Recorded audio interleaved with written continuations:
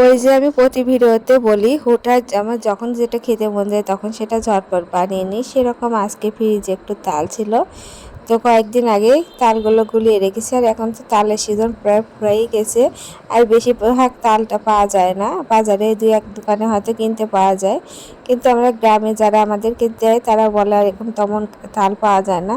তো অনেক দিন হলে এই রেসিপিটা বানাবো করছি, বানানো হয় না। তো আজকে ঝটপট বানিয়ে নিলাম, আর আমি যখন যেটা মনে হয় তখন সেটা আমি ঝটপট বানিয়ে নিই। তো এই তো 3 বাটির মতো ময়দা, চিনি আর কলা দিয়ে আমি তালটাকে ভালো করে মাখিয়ে নিলাম। এবার এই কলার পাতাতে আমি এভাবে শেপ দিয়ে সমস্ত পিঠাগুলো বানিয়ে নেব। আর কলা পাতার এই পিঠাটা খেতে কিন্তু খুব ভালো লাগে, আমার থেকে তো দারুণ লাগে।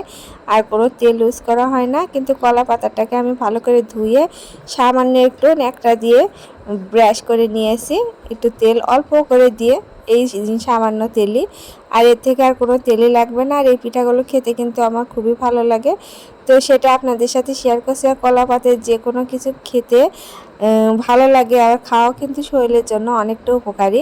তো আমার মতো কে কে পিঠাটা পছন্দ করেন কমেন্টে জানাবেন। তো এই তো ঝটপট আমি সব পিঠাগুলো তৈরি করে নিলাম। এবারে আমি পিঠাগুলো একে একে ভেজে নেব। তো এই তো তাই আমি একটা একটা করে আমি পিঠাগুলো ভেজে নিচ্ছি। তো এই তো যখন পাতাগুলো একদম কালো কালো হয়ে যাবে, পুড়ে যাবে, তখন বোঝা যাবে যে আমার পিঠাগুলো ভাজা হয়ে গেছে। কিন্তু খুব একটা বেশি সময় লাগে না, ঝটপট আমি অনেকগুলো পিঠাই তৈরি করে নিলাম। আর একে একে আমি কিন্তু সব পিঠাগুলো এরকম করে ভেজে নিয়েছি। আর এভাবে একটু লাল করে ভাজলে, ওপরে পিঠার উপরে একটু লাল লাল ভাব হলে কিন্তু পিঠাটা খেতে ভালো লাগে, একটু মচমচ করে। তো এই তো আমি সব পিঠাগুলো কিন্তু করে নিচ্ছি। তো তাওয়াটা একটু ছোট, আর এই পিঠাটা কিন্তু একটু বড়ই হয়েছে।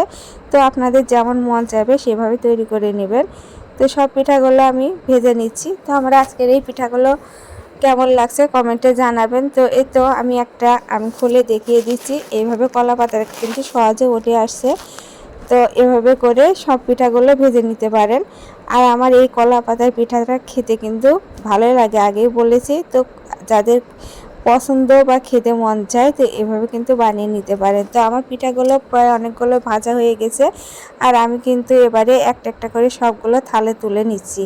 আর দেখে মনে হচ্ছে অনেকটা সুন্দর হয়েছে এবং খেতেও লোভনীয় হয়েছে। কিন্তু এই পিঠাটা তৈরি করার সময় চিনি আর কলাটা একটু বেশি দেবেন, আর চালের ময়দা ইউজ করবেন। আর চালের ময়দা ইউজ করলে কী হয়, পিঠাটা কিন্তু খুব সুন্দর হয় খেতে। আর এর সাথে গমের ময়দা অল্প করে মিক্স করে নিতে পারেন, আমি শুধু চালের ময়দাই দিয়েছি। আর চালের ময়দা দিলে কী হয়, পিঠাটা একটু শক্ত হয়, আর গমের ময়দা একটু দিলে একটু নরম ভাব হয়। তো আপনাদের যেটা পছন্দ বলে দিলাম, সেভাবে তৈরি করে নিতে পারেন। আমার আজকে কলা পাতায় তালের পিঠাটা যদি আপনাদের ভালো লেগে থাকে, আমার ইউটিউব চ্যানেলটিকে সাবস্ক্রাইব করে রাখবেন। আর যারা ফেসবুক থেকে দেখছেন, লাইক এবং ফলো করে দেবেন এবং শেয়ার করে দেওয়ারও অনুরোধ জানাচ্ছি।